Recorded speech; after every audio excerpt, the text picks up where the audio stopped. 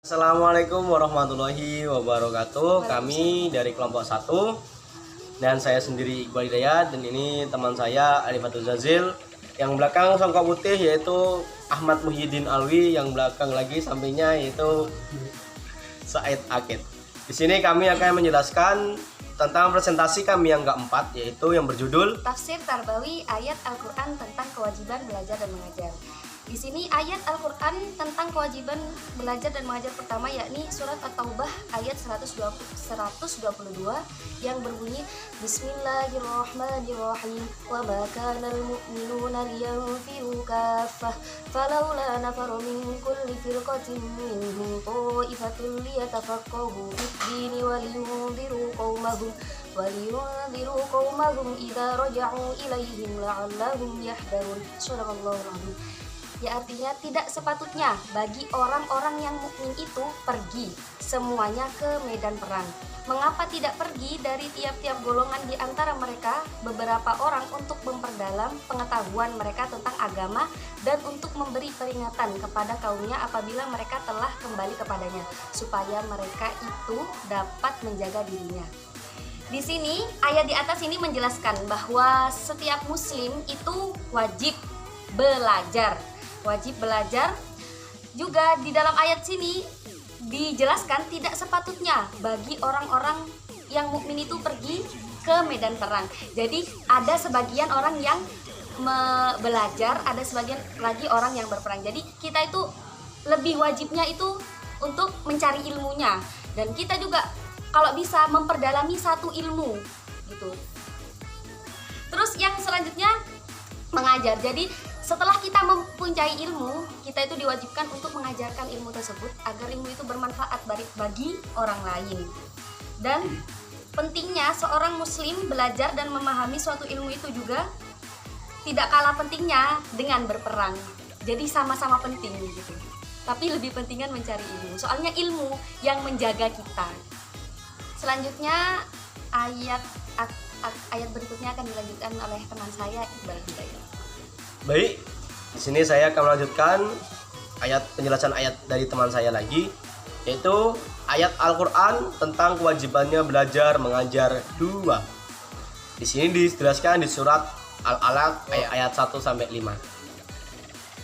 Bismillahirrahmanirrahim. Iqra bismi rabbikal ladzi khalaqal insana min 'alaq. Iqra wa rabbukal akram. Akramul ladzi 'allama bil qalam 'allamal insana alam ya'lam. Yang berarti di sini bacalah dengan menyebut nama Allah ataupun dengan menyebut nama Tuhanmu. Dia telah menciptakan manusia dari alaq. Bacalah, dan Tuhanmu lah yang maha dermawan, yang mengajarkan manusia dengan pena. Dia mengajarkan manusia apa yang tidak diketahuinya. Quran surat Al-Alaq ayat 1-5. Nah, di sini bisa dijelaskan bahwasanya surat Al-Alaq ini menjelaskannya bahwasanya di dalam sistem belajar mengajar itu harus ada guru, murid, dan ilmu. Di sini juga dijelaskan, bacalah dengan menyebut nama Tuhan yang menciptakan. Jadi sebelum kita belajar ataupun kita mengajari, kita harus menyebut nama Tuhan kita dulu. Siapakah Tuhan kita? Allah. Jika Tuhan Anda Yesus, nggak apa-apa panggil Yesus Kristus gitu. Nggak masalah, never mind. Yang penting keyakinan kita, yaitulah Tuhan kita ataupun Allah kita. Di sini juga dijelaskan, Dia telah menciptakan manusia dari alaq. Bacalah, dan Tuhanmu lah yang maha dermawan. Bahwasanya kalau kita ingin ilmu kita barokah, ilmu kita manfaat, dan ilmu kita mau berguna di dunia dan akhirat, kita semua tuh berniat untuk belajar itu karena ibadah, bukan karena kepintaran. Karena kepintaran manusia tuh hanyalah sedikit. Tapi jika Allah berkehendak, semua kepintaran manusia akan hilang dan semua kebodohan manusia akan hilang juga.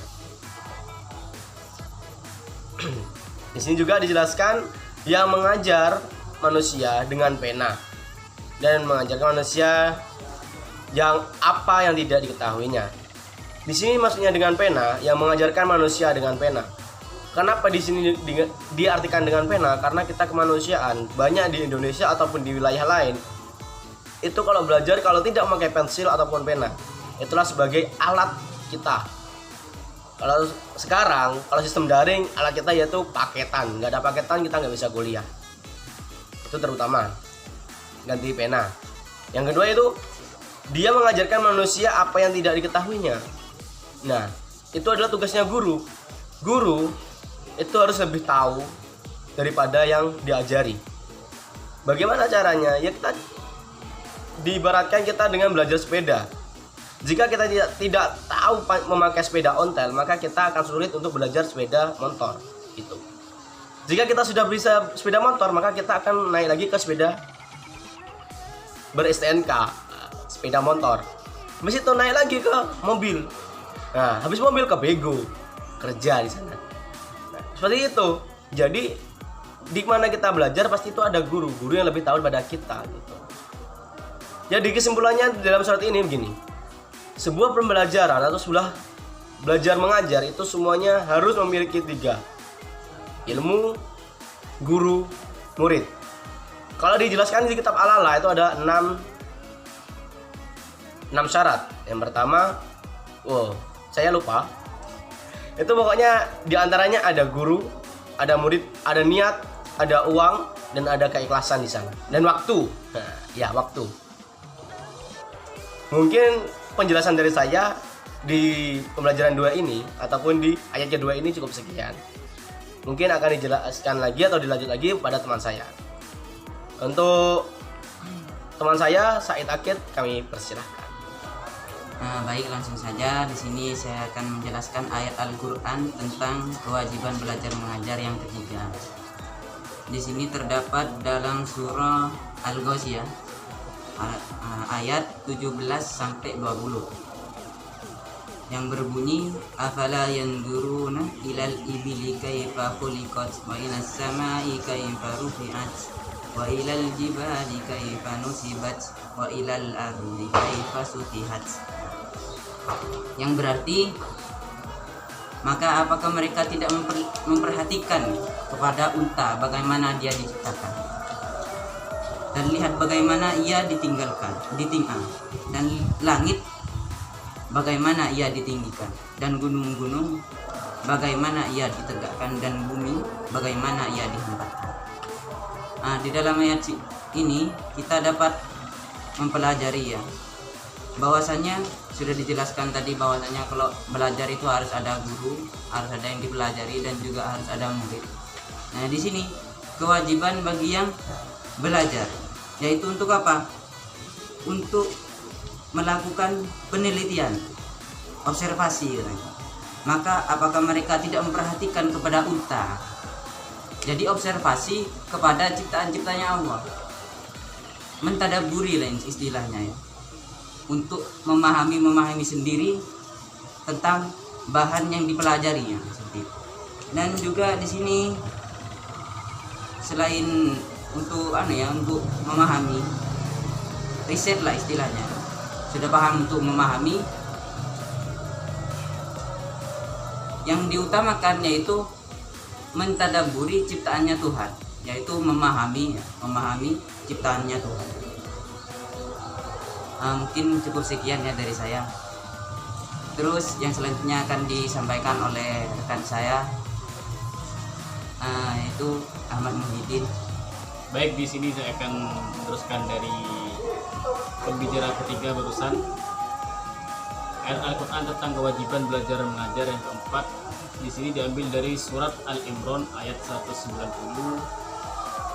sampai 191 yang berbunyi Bismillahirrahmanirrahim.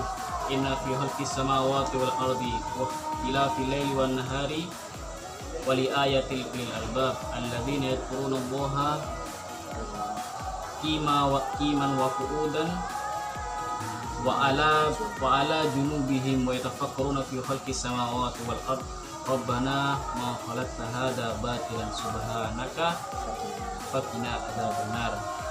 Yang artinya sesungguhnya dalam penciptaan langit dan bumi dan silih bergantinya malam dan siang terdapat tanda-tanda bagi orang yang berakal. yaitu orang-orang yang mengingat Allah sambil berdiri atau duduk dalam keadaan berbaring, dan mereka memikirkan tentang penciptaan langit dan bumi. Seraya berkata, ya Tuhan kami, tiadalah Engkau menciptakan ini dengan sia-sia. Maha suci Engkau, maka perliharalah kami dari siksa neraka. Dari ayat ini sudah jelas bahwa orang yang berakal ini pasti memikirkan gimana sih Tuhan ini menciptakan langit dan bumi, gimana sih Tuhan ini menciptakan adanya siang dan malam. Jadi orang yang berakal itu pasti mencari tahu bagaimana Tuhan ini menciptakan langit dan bumi dan siang malam. Jadi pasti kalau orang yang berakal itu mesti itu mencari ilmunya, itu bagaimana kira-kira Tuhan itu bagaimana menciptakannya. Dan mungkin cukup sekian dari saya sebagai pembicara terakhir.